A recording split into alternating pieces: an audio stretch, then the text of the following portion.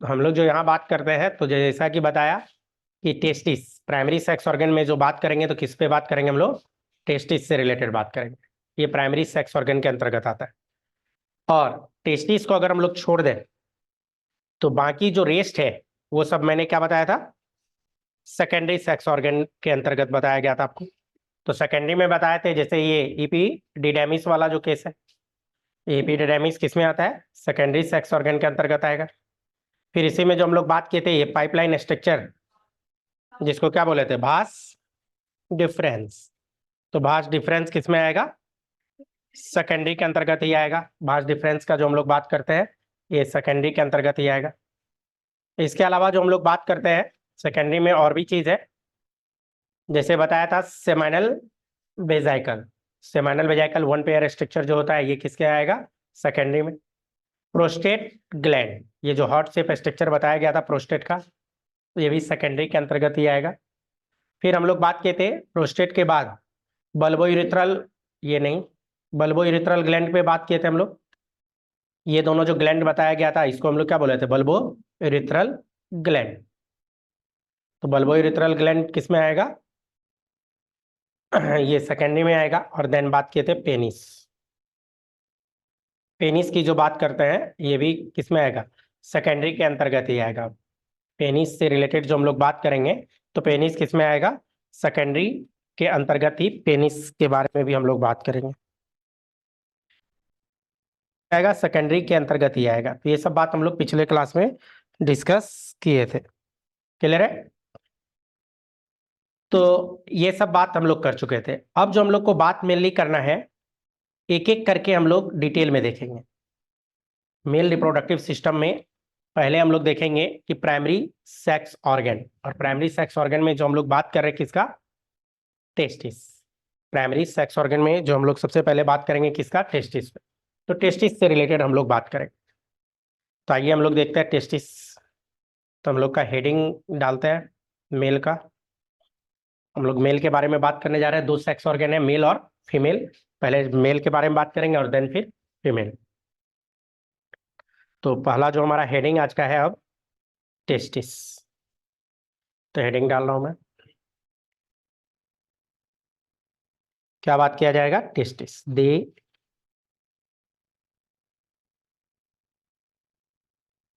हे testis से related हम लोग को बात करना है। बच्चों टेस्टिस की जहां बात करें, तो जैसे ये मान लीजिए ह्यूमन है, ह्यूमन में मेल है, तो मेल का ये वाला जो पार्ट है, इसको बोलता है एब्डोमेन। इसको क्या बोलते हैं? एब्डोमेन। इसी का क्या नाम है?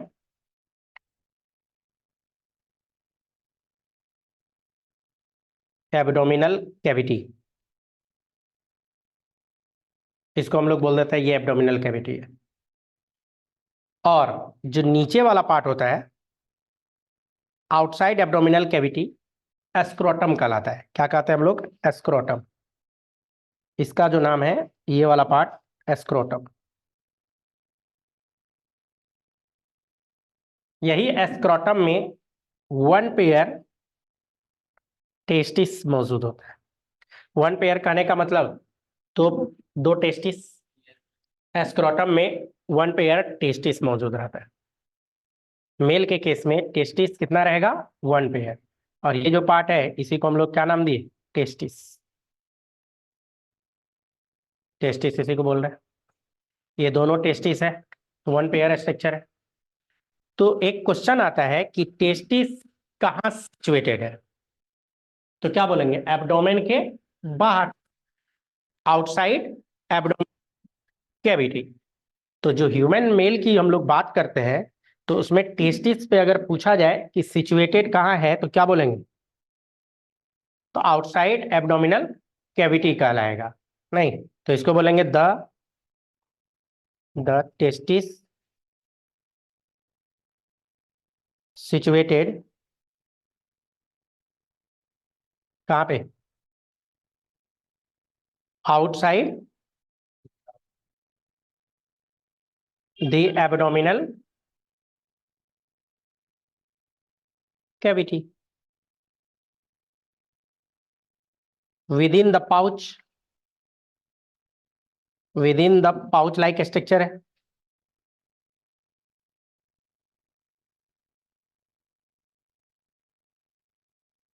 और उस पाउच लाइक स्ट्रक्चर को ही हम लोग क्या बोलते हैं? कॉल दी, क्या लिखा हो, एस्क्रोटम। तो आउटसाइड एब्डोमिनल कैविटी मौजूद होता है टेस्टिस, और वही जो आउटसाइड एब्डोमिनल कैविटी है, तो एब्डोमेन ये वाला पार्ट, इसके बाहर जो कैविटी है एस्क्रोटम बोला जाता है। उसी एस्क्रोटम में क्या मौजूद है? वन पेयर, यहाँ पे जो हम लोग देख रहे हैं टेस्टिस, वन पेयर टेस्टिस यहाँ पे मौजूद है आउटसाइड एब्डोमिनल कैविटी। तो टेस्टिस बाहर क्यों है? एब्डोमेन में रहता नहीं, तो बाहर होने के पीछे आउटसाइड जो लिखे तो आखिर क्यों लिखे? यहाँ जो लिख रहा है कि टेस्टिस बाहर है, तो कोई तो रीजन होगा कि आखिर टेस्टिस बाहर है तो क्यों है। तो एक्चुअल में क्या होता है कि जो टेस्टिस है, इसका मेन काम क्या है? स्पर्म का फॉर्मेशन। बोले तो स्पर्मेटोजेनेसिस इसका मेन काम है। टेस्टिस का मेन काम क्या है? स्पर्म का फॉर्मेशन, स्पर्मेटोजेनेसिस करवाएगा, स्पर्म का प्रोडक्शन करवाएगा टेस्टिस। लेकिन स्पर्म का जो प्रोडक्शन होता है ना, उसके लिए जो बॉडी टेम्परेचर चाहिए, या यूं कहे कि स्पर्मेटोजेनेसिस के लिए जो टेम्परेचर चाहिए, वो हमारा जो एब्डोमेन है वो ससेप्टेबल नहीं है। हमारे एब्डोमेन का टेम्परेचर ज्यादा होता है। इधर पे अगर स्पर्मेटोजेनेसिस करवाना है, नहीं कर पाएगा। इधर में क्या करता है? उसको बाहर कर देता है, मतलब टेम्परेचर को बाहर करने का मेन रीजन है टेम्परेचर रेगुलेशन। कहने का मतलब है जो स्पर्मेटोजेनेसिस की हम लोग बात कर रहे हैं, नहीं तो वो करेगा टेस्टिस। तो टेस्टिस आखिर बाहर क्यों है? तो बाहर क्यों है अगर इसका आंसर करो, तो एक्चुअल में जो एस्क्रोटम है वो क्या करता है? एस्क्रोटम टेम्परेचर को मेंटेन।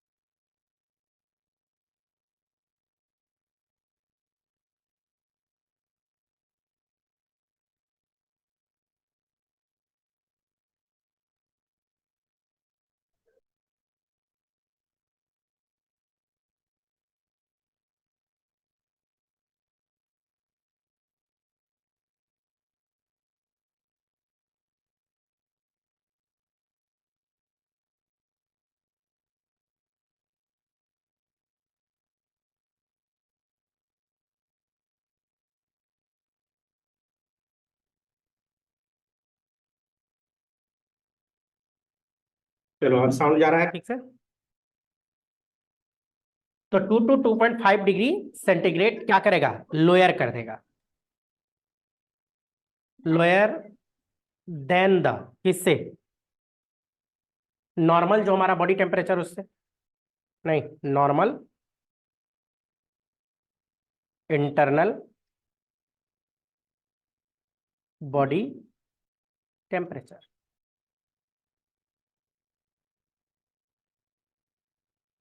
तो नॉर्मल इंटरनल जो बॉडी टेम्परेचर है हमारा, अगर उससे टेम्परेचर को डाउन कर दे, तो उस पे क्या होता है? स्पर्म का प्रोडक्शन प्रॉपर होता है। टेस्टिस को इसीलिए बाहर कर दिया गया। टेस्टिस जनरली अगर देखा जाए, बहुत सारा एनिमल ऐसा भी है जिसमें टेस्टिस क्या है? एब्डोमेन के अंदर है, मैं आगे बताऊंगा कि कुछ एनिमल ऐसा भी है जिसका टेस्टिस एब्डोमेन के अंदर है, लेकिन हम लोग को ह्यूमन रिप्रोडक्शन की बात करें तो ह्यूमन का जो रिप्रोडक्शन होना है, तो रिप्रोडक्शन के लिए जो स्पर्म है, स्पर्म तभी बनेगा जो ह्यूमन के बॉडी का जो एब्डोमेन का जो टेम्परेचर है उससे 2 to 2.5 डिग्री सेंटीग्रेड स्पर्म बनाने के लिए टेम्परेचर कम चाहिए। उसके लिए क्या करता है, टेस्टिस को बाहर निकलवा देता है।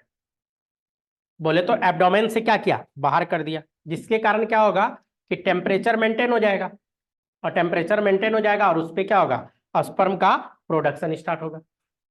लेकिन अगर मैं बात करूं ह्यूमन का इंट्रा यूट्राइन लाइफ में, यूट्रस के अंदर जब ह्यूमन मेल चाइल्ड होता है, नहीं आई इंट्रा यूट्राइन लाइफ की हम बात करते हैं, तो मेल चाइल्ड जो यूट्रस के अंदर में है, उसका टेस्टिस एब्डोमेन के अंदर ही होता है, इस जगह पे टेस्टिस था, और नीचे एक पॉइंट एब्डोमेन के अंदर ही था। और जो एस्क्रोटम है ये इस तरह से बाहर में फॉल्स था। इंट्रा यूट्राइन लाइफ में 6 मंथ तक टेस्टिस अंदर ही होता है। 7वें महीने में टेस्टिस बाहर आता है, और टेस्टिस का बाहर आना डेहिसेंट ऑफ टेस्टिस कहलाता है। कि टेस्टिस अब कहाँ आ गया, बाहर में आ गया, तो इसको हम लोग क्या बोलेंगे, डेहिसेंट ऑफ टेस्टिस। लेकिन क्वेश्चन ये है कि टेस्टिस बाहर कैसे आया। तो एक्चुअल में यहाँ एक केनाल लाइक स्ट्रक्चर होता है जिसका नाम है इंगुइनल कैनाल, या पाइपलाइन स्ट्रक्चर बता दीजिए। तो 7वें महीने में ह्यूमन मेल चाइल्ड में क्या होता है, 7वें महीने की जो बात करें तो टेस्टोस्टेरोन नाम का हार्मोन बनना स्टार्ट हो जाता है।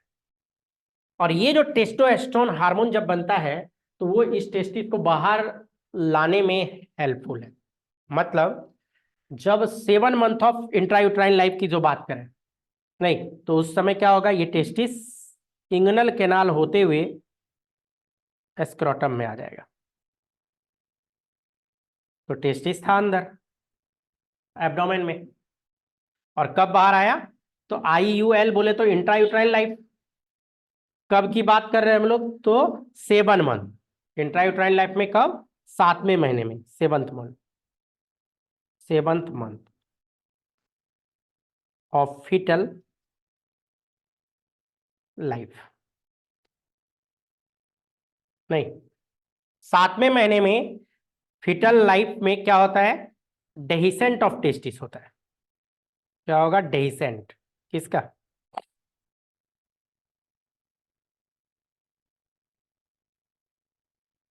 टेस्टिस का। टेस्टिस का डेहिसेंट मतलब बाहर आना, एब्डोमिनल कैविटी से बाहर आना। तो टेस्टिस जो डेहिसेंट हुआ तो कहाँ आया, डेहिसेंट ऑफ टेस्टिस इनसाइड द, ऐसा नहीं है कि पूरा बॉडी से बाहर आ गया, एब्डोमिनल से बाहर आया, एस्क्रोटल सैक। नहीं, इसमें ये क्या होता है, CS है, ये बाहर आ जाता है। लेकिन जो बाहर आया किसके प्रेजेंस में, इन प्रेजेंस ऑफ एक हार्मोन अभी अभी बताए थे, टेस्टोस्टेरोन। टेस्टोस्टेरोन हार्मोन इस टेस्टिस को बाहर निकलवाने में हेल्पफुल है, तभी जाके ये टेस्टिस क्या होता है, 7वें महीने में बाहर आया। तो 7वें महीने में टेस्टोस्टेरोन हार्मोन का सिंथेसिस स्टार्ट हो जाता है। और कहां से बाहर आया, तो इंगुइनल कैनाल होते हुए, नहीं इंगुइनल कैनाल। आप लोग सुने होइएगा ह्यूमन मेल में एक हर्निया होता है, इंगुइनल हर्निया। इंगुइनल हर्निया बड़ा कॉमन है मेल में। जब एज ज्यादा हो जाता है, एज जब बढ़ने लग जाता है, अप्रोक्स 60 साल प्लस का जब ह्यूमन मेल होने लग जाएगा, कि ये सीनियर सिटीजन जब होने लग जाएंगे, तो इंगुइनल हर्निया हो जाता है उसको। हर्निया फीमेल में भी होता है, हर्निया कॉमन टर्म है मेल फीमेल के लिए, नहीं। लेकिन जो हम लोग बात करें इंगुइनल हर्निया, वो फीमेल में नहीं होता है, वो केवल मेल में होता है। तो इंगुइनल कैनाल एक्चुअली मेल में है, जो टेस्टिस को बाहर किया था। तो एक्चुअल में क्या है कि 7वें महीने में जब माँ के पेट के अंदर ही मेल चाइल्ड था, तो ये जो है 6 महीने तक तो अंदर ही रहा, क्योंकि अंदर फॉर्मेशन हुआ टेस्टिस का। 6ठे महीने में टेस्टिस सब बन गया, बन तो और पहले ही जाता है। तो ये जो व्हाइट वाला स्ट्रक्चर आपको दिख रहा है इंगुइनल कैनाल, यही कैनाल होते हुए बाहर आता है जब टेस्टोस्टेरोन हार्मोन का सिंथेसिस होता है। तो ये कैनाल तो रह गया छेद, तो शुरू में ये टाइट रहता है जो पोर है, लेकिन जैसे जैसे एज बढ़ता है तो मसल लूज पड़ने लग जाता है, और उसके कारण क्या होता है, एब्डोमेन का प्रेशर बढ़ने लग जाता है, एब्डोमेन का। और जो एब्डोमेन का प्रेशर बढ़ेगा, तो ये मान लीजिए ह्यूमन ज्यादा एज का है, और इसमें क्या होता है, इंगुइनल जो पहले तो स्क्रोटम यहां बना देते हैं, और मान लीजिए इसमें पहले से टेस्टिस यहां मौजूद है, नहीं ये टेस्टिस भी यहां पे मौजूद है, और जो ये वाला पाइपलाइन स्ट्रक्चर था ये रह गया, और अंदर में क्या होता है कि इंटेस्टाइन सब मौजूद था। तो अंदर प्रेशर जो ज्यादा होता है तो ये जो लूज पड़ता है, तो मालूम चलता है इंटेस्टाइन इसमें घुस गया, एब्डोमेन से इंटेस्टाइन घुस जाता है इधर, तो मालूम चलता है इसका साइज भी बहुत बड़ा हो गया, हैवी हो जाता है, नहीं बड़ा साइज भी हो जाता है, पेन अलग स्टार्ट होता है। तो थोड़ा बहुत हर्निया होना तो हल्का सा घुसेगा, फिर अंदर घुस जाता है, फिर घुसेगा इधर, ये चलते रहता है। लेकिन बहुत बार होता है अंदर घुस के फंस जाएगा, और अगर फंस गया तो ये लाइफ थ्रेटनिंग हो गया, उसको डॉक्टर का जरूरत है, इमीडिएट कहिए कि मेडिकल सपोर्ट चाहिए, हॉस्पिटलाइजेशन करना पड़ेगा, क्योंकि हॉस्पिटल में नहीं रहेगा तो दिक्कत हो जाएगा। तो उस कंडीशन में हॉस्पिटलाइजेशन करना पड़ जाएगा। तो डॉक्टर लोग ऑपरेट करता है हर्निया का, तो छोटा सा ऑपरेट करेगा, करेगा क्या कि यहाँ पे जो अंदर घुस रहा था वो छेद को बंद करना है। तो जनरली क्या करता है कि पहले तो इंटेस्टाइन जो अंदर घुस गया था उसको अंदर कर लेगा, यहाँ पे लाके डाल दिया, और ये जो छेद था इसको क्या करता है, जाली लगा देता है, ताकि इंटेस्टाइन ऊपर का ऊपर रहे, नीचे का पार्ट नीचे ही रहे। तो एक तरह से कहने का मतलब ये कनेक्शन है ऊपर नीचे, अगर ज्यादा प्रेशर पड़ा तो वो बाहर भी आ जाता है, तो ये दिक्कत करवा देता है। तो ये मेल में कॉमन कहिए कि एक डिजीज ही है, ज्यादा एज के पर्सन में हर्निया का जनरली ऑपरेशन कराना ही पड़ता है। तो वो हर्निया क्या बता रहा है, इंगुइनल हर्निया, कि वहां पे पोर था, या यूं कहे कि पोर है जो ज्यादा एज होने पे वो लूज पड़ गया। नॉर्मल केस में यहाँ का मसल ज्यादा टाइट रहता है, तो जिसके कारण उसको अंदर नीचे आने से रोक देता है। तो ये एक डिजीज है।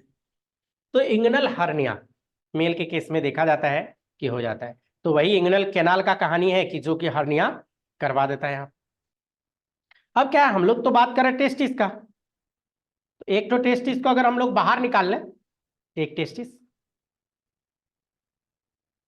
तो ये एक टेस्टिस है, नहीं टेस्टिस को जो बाहर निकालेंगे तो इसका कुछ अपना लंबाई चौड़ाई होगा। टेस्टिस का लेंथ कितना है, 4 to 5 centimetre, 4 to 5 centimetre testis का लेंथ है। और इसके चौड़ाई की अगर बात करें तो 3 to 4 सेंटीमीटर इसका क्या होता है, चौड़ाई। तो लंबाई हो गया 4 to 5 सेंटीमीटर, और जो चौड़ाई की बात कर रहे हैं तो वो कितना है, 3 to 4 सेंटीमीटर। तो लंबाई और चौड़ाई, नहीं इस तरह से हम लोग बात कर रहे हैं। जो टेस्टिस है ये कैसा है, ओवल शेप का, ये जो शेप है इस शेप को हम लोग क्या बोलते हैं, ओवल। टेस्टिस का अगर शेप पूछा जाए तो ये शेप कैसा है, अंडाकार, ओवल।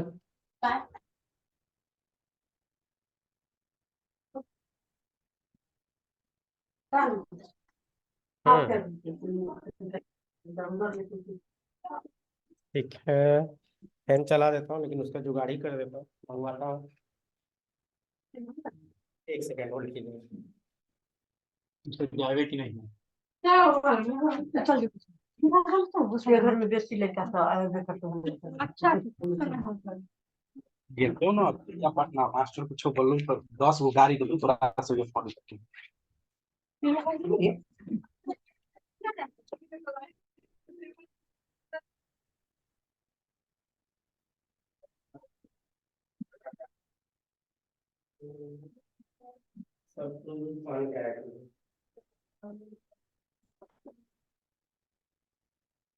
स्कूल में पहनते थे कि नहीं?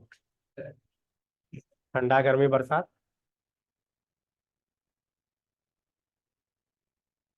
है ना, थोड़ा बचना जरूरी है। ऐसे अभी आ जा रहा है। फैन चलाना अभी मतलब ये नहीं है, लेकिन कहिएगा तो चला देंगे, कोई इशू नहीं है। नहीं ना जाएगा थोड़ा देर। खैर, तो ओवल शेप, तो टेस्टिस जो हम लोग बात किए क्या बताया, ओवल शेप का होता है। अंडाकार जिसको हम लोग बोलते हैं ओवल शेप का होगा। और ये जो ओवल शेप का है, तो ओवल शेप का कहने का मतलब ये है कि लेंथ ज्यादा होगा और ब्रेथ कम होगा। बोले तो लेंथ की बात करें तो 4 to 5 सेंटीमीटर, और जो चौड़ाई की बात करते हैं 3 to 4 सेंटीमीटर। टेस्टिस के ऊपर एक डेंस कवर होता है, ये डेंस कवरिंग, एक कवर होगा टेस्टिस के ऊपर, एक डेंस कवर होता है। और इस कवर को हम लोग क्या बोलते हैं, ये एक्चुअल में कवर जो होता है कोलिजिनस कनेक्टिव टिश्यू का कवर होता है। नाम है tunica albuginea.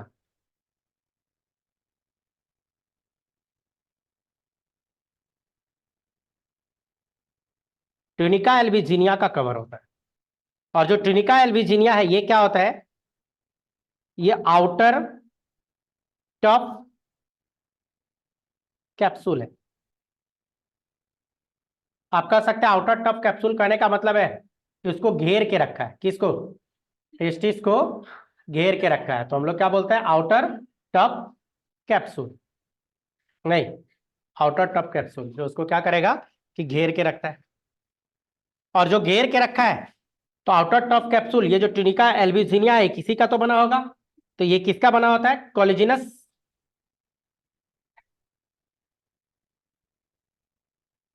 Connective tissue, connective tissue. ये किसका बना होता है, कोलेजिनस कनेक्टिव टिश्यू का बना होता है। आउटर कवरिंग की जो हम लोग बात करें ट्यूनिका एल्ब्यूजिनिया। नहीं, अब जो टेस्टिस है, अगर इस टेस्टिस पे और भी बात करें, तो मैंने जो बताया ओवल शेप का है, तो ओवल शेप का तो टेस्टिस है ही भाई, तो यही बताया इस तरह से ओवल शेप है। और टेस्टिस का अगर सेक्शन काट के देखिएगा तो इसमें ढेर सारा आपको कंपार्टमेंट दिख जाएगा। टेस्टिस का कंपार्टमेंट नहीं बटा हुआ इस तरह से दिखेगा। एक कंपार्टमेंट टेस्टिकुलर लोब्यूल कहलाता है। क्या नाम है, टेस्टिक्यूलर लोब्यूल। और एक पूरा टेस्टिस की बात करें तो एक टेस्टिस में ह्यूमन मेल में 250 कंपार्टमेंट होता है। तो 250 टेस्टिक्यूलर लोब्यूल्स प्रेजेंट होता है। एक टेस्टिस में 250 कंपार्टमेंट, तो 250 टेस्टिकुलर लोब्यूल है। और हर एक टेस्टिकुलर लोब्यूल के अंदर मौजूद होता है सेमनीफेरस टिब्यूल। ये जो इस तरीके से है इसका नाम है सेमनीफेरस टिब्यूल। किसी में एक होगा, किसी में दो भी होगा, किसी किसी में तीन भी होता है। नहीं, ये डिपेंड 1 to 3 में वेरी करता है।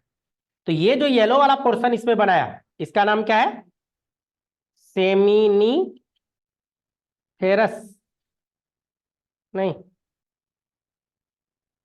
Seminiferous tubule, TU।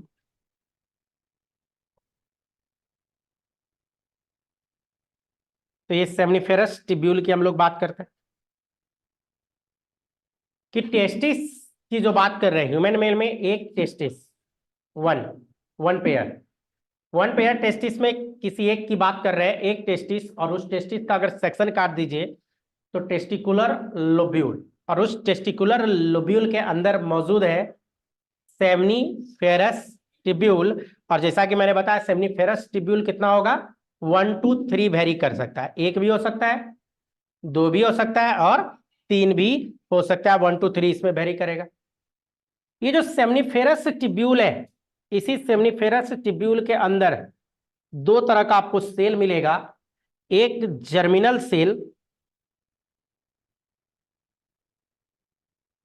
Germinal cell मिलता है इसी के अंदर, सेमनीफेरस ट्यूब्यूल जो होगा उसमें लाइन रहेगा अंदर से, जर्मिनल सेल, या इसी का दूसरा नाम है अस्पर्मेटोगोनियल या गोनियल सेल। और दूसरा जो होता है सार्टोली सेल, क्या मिलेगा? SERTOLI cell. तो एक मिलता है आपको जर्मिनल सेल और दूसरा क्या मिल जाएगा? सार्टोली सेल। पर्दा बचा के इसको ठीक से लगाना। एक जर्मिनल सेल उधर ही लगा दो, हमको नहीं चाहिए, चला दो। तो सार्टोली सेल और जर्मिनल सेल।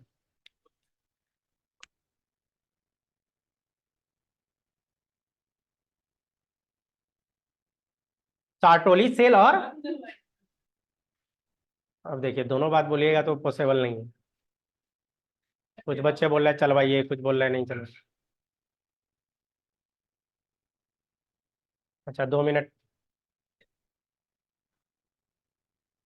हाँ तो आगे आ जाइए इधर। तो सार्टोली सेल और जर्मिनल सेल, दो तरह का सेल आपको मिल जाएगा। जर्मिनल सेल वही है जिसमें क्या होना है? मियोसिस। इसी जर्मिनल सेल में मियोसिस होगा, और मियोसिस होगा तो बनाएगा अस्पर्म। मतलब यही जर्मिनल सेल में जब मियोसिस होगा तो अस्पर्म का प्रोडक्शन होता है, और मियोसिस होगा तो आपको अच्छे से पता है क्रोमोसोम का नंबर क्या हो जाएगा? इसका आधा हो जाएगा। तो इसका जो न्यूक्लियस है, न्यूक्लियस में अगर हम लोग क्रोमोसोम की बात करें, n बराबर 23 हो जाएगा, ये आधा हो जाएगा। और जो सार्टोली सेल है ये डिप्लॉइड होता है। ऐसे आपको बता दूं जर्मिनल सेल भी 2n था, लेकिन मियोसिस होने के बाद ये ऐसा बना। सार्टोली सेल का क्या काम है? सार्टोली सेल की जो बात करें तो ये देता है प्रोटेक्शन और नरिशमेंट। सार्टोली सेल की जो हम लोग बात करते हैं ये क्या करेगा? प्रोटेक्शन और नरिशमेंट देगा। तो ये सार्टोली सेल देता है प्रोटेक्शन, सार्टोली सेल, या एक नाम और इसका है नर्स सेल, लिख देता हूं उससे भी आपको पता चलेगा इसका दूसरा नाम।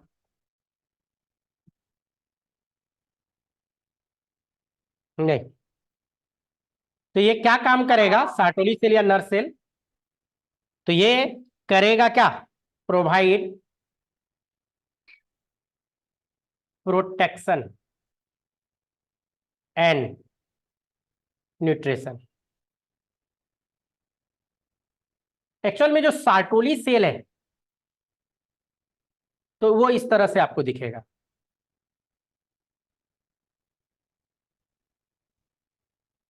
ये सार्टोली सेल है। ये कौन सा सेल है? Sertoli cell. देखिए, और इसी में क्या होता है, जो अस्पर्म बना है, अस्पर्म का हेड इसमें डिप रहता है। अस्पर्म का हेड डिप क्यों है? क्योंकि इसमें मात्र 23 क्रोमोसोम है, और यहां का जो न्यूक्लियस है इसमें 2n है, बोले तो 46 क्रोमोसोम है सार्टोली सेल में। तो सार्टोली सेल एक्चुअली अस्पर्म को छिपा के रखता है। ये क्या करके रखा है? छिपा के। क्या फायदा होगा छिपाने से?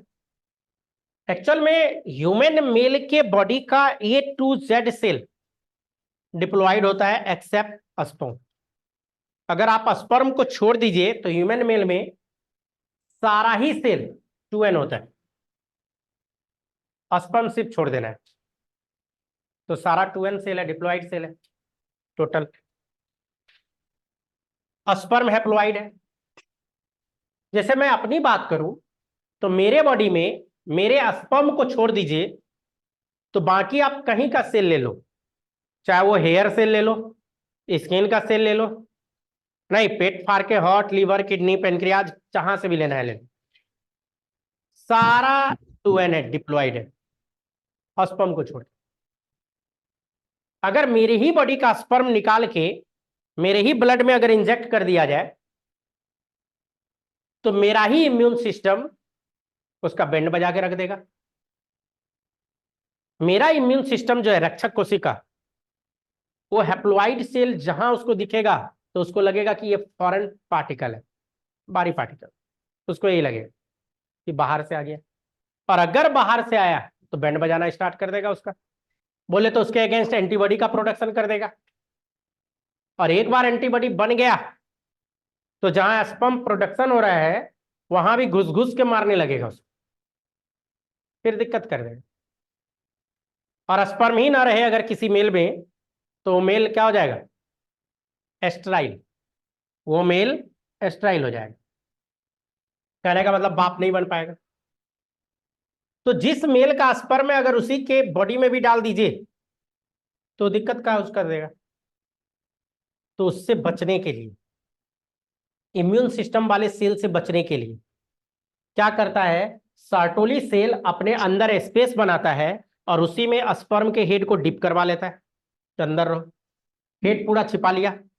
अब इम्यून सिस्टम वाला सेल आएगा खोजते खोजते स्पर्म को, तो उसको कौन बाहर से मिल रहा है, डिप्लॉइड 2n 46 क्रोमोजोम वाला।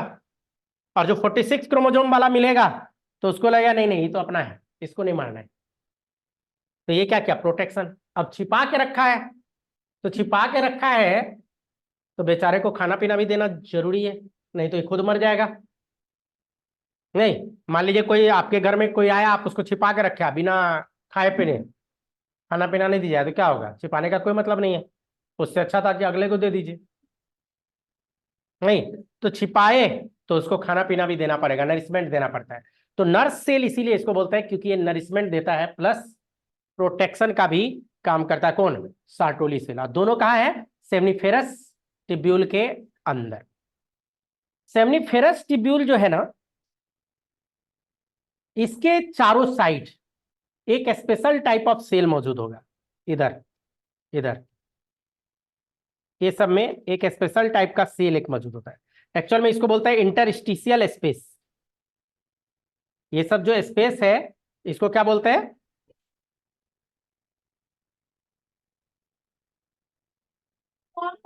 स्पेस। इंटरस्टिशियल स्पेस में मौजूद होता है इंटरस्टिशियल सेल, या उसका एक और नाम है लिडिग सेल। क्या नाम है उसका, एक दूसरा भी नाम है लिडिग। और आपको बता दूं यही लिडिग सेल या इंटरस्टिशियल सेल है जो एक हार्मोन निकालता, मेल हार्मोन, जिसको हम लोग क्या बोलते हैं,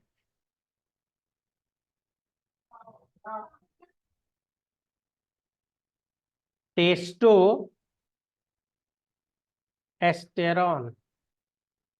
तो टेस्टोस्टेरोन हार्मोन का प्रोडक्शन टेस्टिस करता है। आपको मैंने पहले ही बताया था, पिछले ही क्लास में डिस्कस किया था, तो मैंने आपको बता रखा है कि टेस्टिस, जिसको हम लोग प्राइमरी सेक्स ऑर्गन बोल रहे हैं, मेल का जो टेस्टिस है जिसको हम लोग प्राइमरी सेक्स ऑर्गन बोल रहे हैं, यही टेस्टिस। तो ये टेस्टिस दो काम कर रहा है, ये टेस्टिस का दो काम है। पहला स्पर्म बनाएगा और दूसरा सेक्स हार्मोन का प्रोडक्शन करेगा। स्पर्म प्लस सेक्स हार्मोन दोनों ह्यूमन मेल के टेस्टिस में ही बनता है। नहीं, टेस्टिस का दो काम है, स्पर्म बनाना प्लस सेक्स हार्मोन का प्रोडक्शन। अब क्या है कि जो इसका अगर सेक्शन काटे तो यही जो आपको दिख रहा है क्या कहलाएगा, टेस्टिकुलर लोब्यूल कंपार्टमेंट। एक टेस्टिस में कितना कंपार्टमेंट मिलेगा, तो 250 कंपार्टमेंट मिलता है एक टेस्टिस में। 250 कंपार्टमेंट एक टेस्टिस में आपको मिल जाएगा बच्चे, 250। और अगर 250 कंपार्टमेंट मिल रहा है एक टेस्टिस में, तो दोनों टेस्टिस मिला के 500, लेकिन ये कोई फिक्स नहीं है, लगभग बोल सकते हैं 500, लगभग 500 कंपार्टमेंट दोनों टेस्टिस मिला के बनता है। तो ध्यान रखिएगा क्वेश्चन बनाते वक्त कि एक का पूछ रहा है कि दोनों का पूछ रहा है। नहीं तो एक में अगर बात करेगा तो 250 की बात करेंगे, अब पूरे में अगर बात करेंगे तो 500 का बात करेंगे। एक टेस्टिस में सेमनीफेरस ट्यूब्यूल एक कंपार्टमेंट की अगर बात करें तो 1 से लेकर 3 हो सकता है, किसी में 1, किसी में 2, किसी में 3, 1 2 3 हम लोग बात करते हैं सेमनीफेरस ट्यूब्यूल का। और सेमनीफेरस ट्यूब्यूल के अंदर ही ये जो जिगजैग जिगजैग आपको दिख रहा है, ये क्या है? सेमनीफेरस ट्यूब्यूल की बात कर रहे हैं हम लोग। ये जो जिगजैग है यहाँ पे सेमनीफेरस ट्यूब्यूल, और इसी सेमनीफेरस ट्यूब्यूल का अगर सेक्शन काटिएगा, अंदर घुसिएगा, तो उसमें आपको 2 तरह का सेल मिल जाएगा, एक जर्मिनल सेल और दूसरा सार्टोली सेल। जर्मिनल सेल वो है जो स्पर्म का प्रोडक्शन करेगा, जर्मिनल सेल वो है जो स्पर्म का प्रोडक्शन करेगा, मतलब उसमें मियोसिस होगा। और सार्टोली सेल वो है जो क्या करेगा? न्यूट्रिशन और प्रोटेक्शन देने का काम करता है। कौन? सार्टोली सेल। तो जर्मिनल सेल और सार्टोली सेल की हम लोग यहाँ पे बात करते हैं। क्लियर है? तो ये टेस्टिस के अंदर, और टेस्टिकुलर लोब्यूल के चारों साइड का जो स्पेस है इंटरस्टिशियल स्पेस कहलाएगा वो। और उसी इंटरस्टिशियल स्पेस में क्या मौजूद है? लीडिंग सेल या लीडिंग सेल या इंटरस्टिशियल स्पेस में जो सेल है तो बोला जाता है इंटरस्टिशियल सेल। और वो इंटरस्टिशियल सेल क्या सिक्रीट करेगा? टेस्टोस्टेरोन हार्मोन, या एंड्रोजन भी हम लोग बोल सकते हैं। एंड्रोजन और टेस्टोस्टेरोन हार्मोन दोनों टर्म वैसे अलग अलग है। एंड्रोजन जो हम लोग बोलते हैं वो जितना भी मेल सेक्स हार्मोन है सबको मिला के टर्म यूज होता है एंड्रोजन। और किसी एक की बात करें तो उस एंड्रोजन में मैक्सिमम टेस्टोस्टेरोन होता है। उस एंड्रोजन में जो मैक्सिमम की अगर बात करें तो वो क्या होता है? टेस्टोस्टेरोन की हम लोग बात करते हैं। क्लियर है यहां तक? टेस्टिस का जो बात कर रहे थे, थोड़ा और बात करते हैं, थोड़ा सा और आते हैं। तो अब इसका क्या करना होगा हम लोग को? स्ट्रक्चर इस सब पे बात करेंगे हम लोग, लेकिन उससे पहले एक बार बैक रिवीजन जो आज पढ़े। तो क्या बताया? टेस्टिस, टेस्टिस में क्या बताया कि टेस्टिस ह्यूमन मेल में एब्डोमिनल कैविटी के बाहर होता है, आउटसाइड एब्डोमिनल कैविटी मौजूद होता है। और वो जो आउटसाइड एब्डोमिनल कैविटी है एस्क्रोटम, एस्क्रोटम में मौजूद होता है। ये एस्क्रोटम, एस्क्रोटम में क्यों आया टेस्टिस? क्योंकि इसको टेम्परेचर रेगुलेट करना है। जो स्पर्मेटोजेनेसिस है, तो स्पर्मेटोजेनेसिस के लिए जो टेम्परेचर चाहिए वो एब्डोमिनल टेम्परेचर से 2 to 2.5 डिग्री सेंटीग्रेड कम चाहिए। तो वो कम टेम्परेचर को मेंटेन करने के लिए बाहर आ गया। पाउच लाइक स्ट्रक्चर में स्क्रोटम जिसको बोलते हैं, टेम्परेचर वहां पे क्या होता है? मेंटेन होता है। ये बताया। फिर बताया कि जब यूट्रस के अंदर हम लोग थे, ह्यूमन मेल चाइल्ड जब माँ के पेट के अंदर यूट्रस के अंदर होता है, तो यूट्रस के अंदर 6ठे महीने तक टेस्टिस एब्डोमेन के अंदर ही रहता है। लेकिन जैसे 7वें महीने की बात करेंगे, टेस्टोस्टेरोन हार्मोन का सिंथेसिस होने लगता है, तो ये टेस्टिस को इंगुइनल कैनाल होते हुए उसको बाहर करना होता है, क्योंकि टेस्टिस को बाहर आना जरूरी है।